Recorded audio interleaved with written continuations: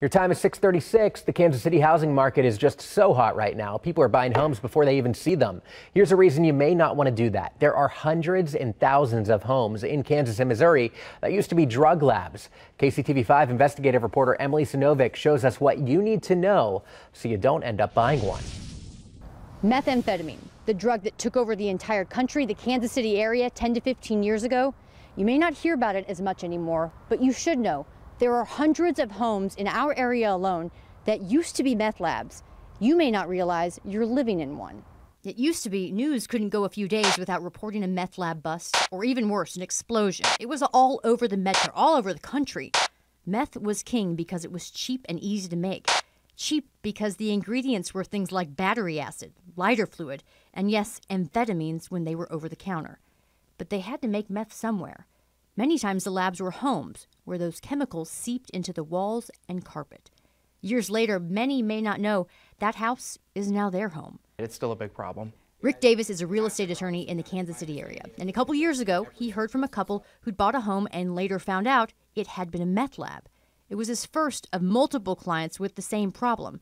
They were kept in the dark about drug use in their home, and they wanted to sue. The problem is many states don't require the seller to disclose that information, including Kansas.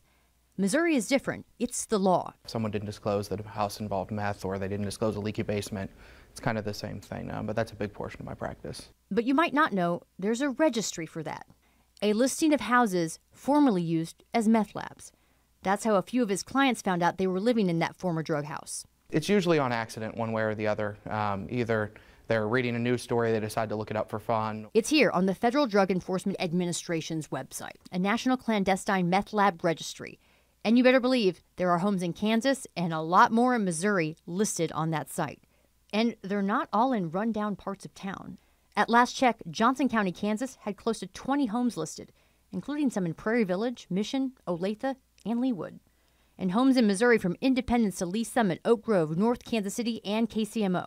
I think people can be surprised quite often, actually, that there are, I would say that a larger percentage may be in those rundown neighborhoods where you might expect it, but there are always quite a few that are in the nice neighborhood, the one that looks like just the home down the street, but that person just happens to be involved in cooking meth. So it's the Breaking Bad scenario.